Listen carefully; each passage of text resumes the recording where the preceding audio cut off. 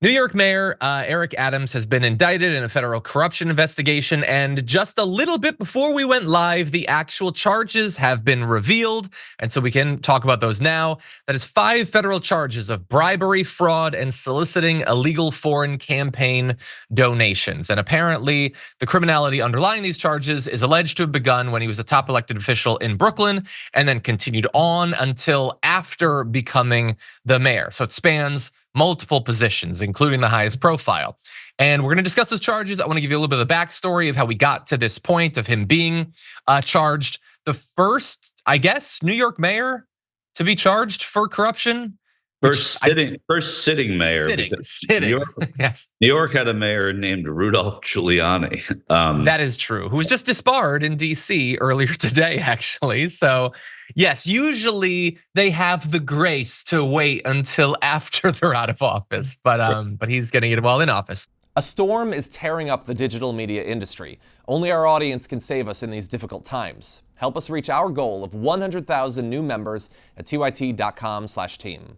And so this grew out of an investigation by the FBI and federal prosecutors in Manhattan that began back in 2021 and was focused, at least in part, originally on the possible foreign donations and on whether Mr. Adams pressured officials in the fire department to sign off on the opening of a new high-rise consulate building for the Turkish government, despite safety concerns. There's a whole lot of Turkish stuff in this story, so I guess we're very much in our bailiwick here at the Young Turks. But anyway, the investigators were also examining whether Mr. Adams accepted pricey flights and upgrades on Turkish Airlines, which is partly owned by the Turkish government. That I did not actually know. And they sought information about a Brooklyn construction company run by Turkish Americans and a small university in Washington, D.C.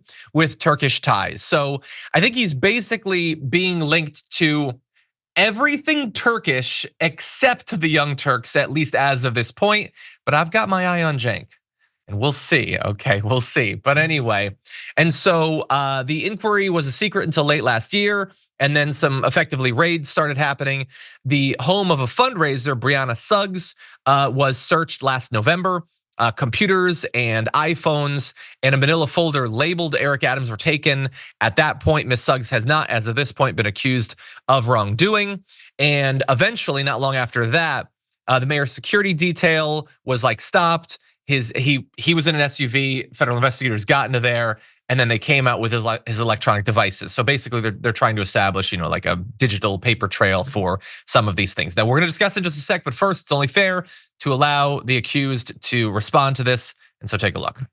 My fellow New Yorkers, it is now my belief that the federal government intends to charge me with crimes. If so, these charges will be entirely false, based on lies.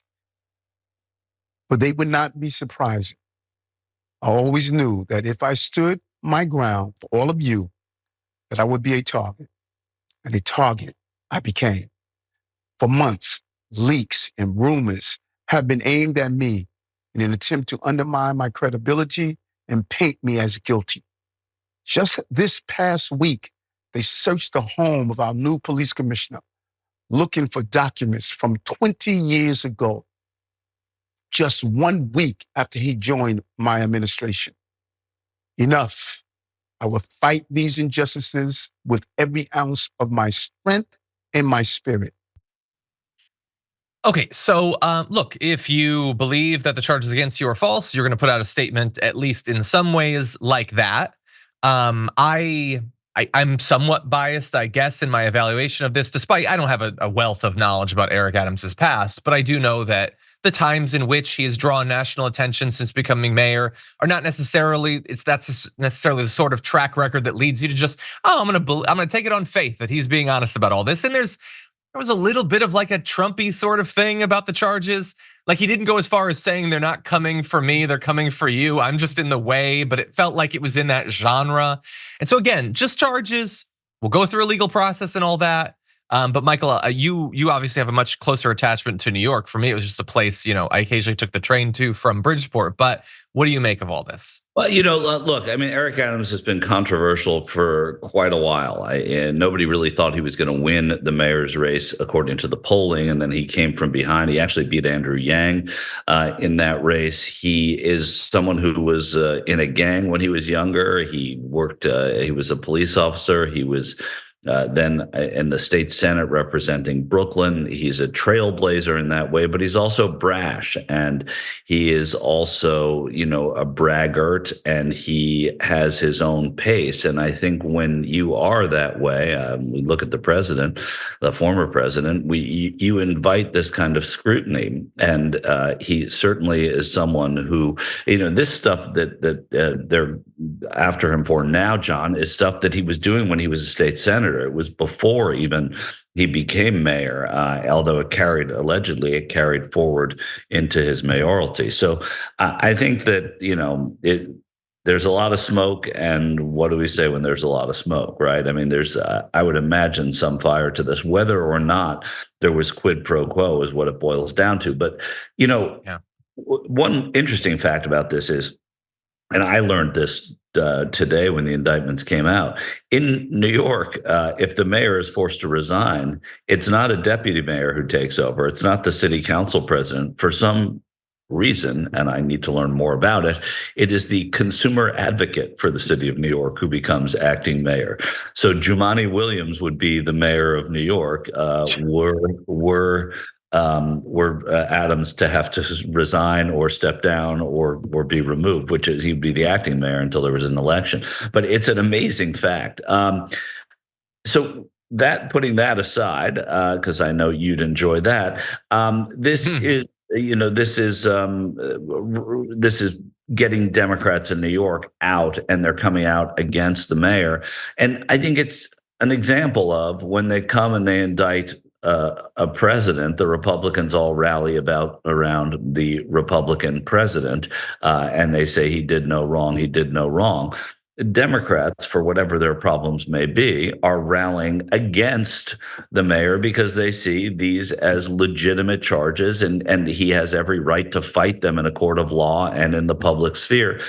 But he probably ought to step aside because of the distractions it would cause, to his tenure and to his rule of the city. So I think there's a stark difference in the way both sides handle their controversies. I don't know which one is better. Yeah. It's clear that there's that double standard.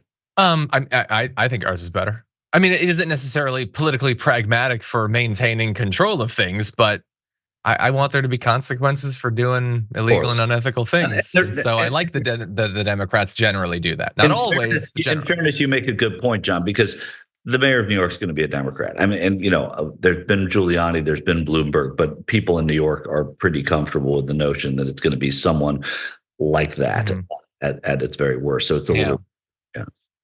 Yeah, and by the way, one of the reasons I love having you on the show is you know all of this stuff that I don't. I mean, I didn't even know that he'd previously been a cop or whatever. By the way, Bifanesi says, so he was part of two gangs then.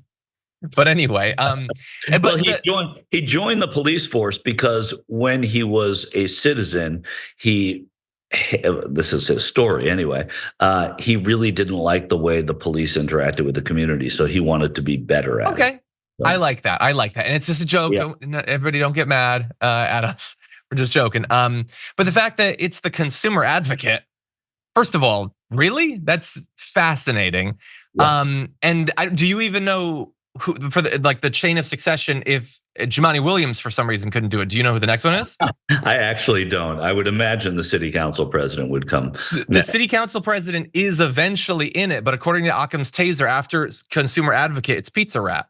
Actually, Pizza Rat would take over, and long may he or she reign. But anyway, yeah, that's fascinating. By the way, I had forgotten that Jumaane Williams got the position of a consumer advocate, but it would be an amazing political strategy. And I don't even remember, I think that election might have been before the mayoral election, I don't remember.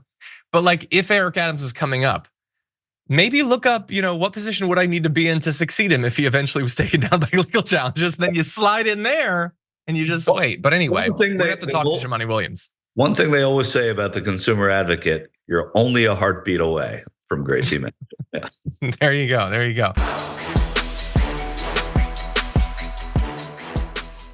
Thanks for watching our video. Did you know that you can support our show by becoming a subscriber? Just click the subscribe button and also ring the bell so that you get notifications when we're live or when we post new content.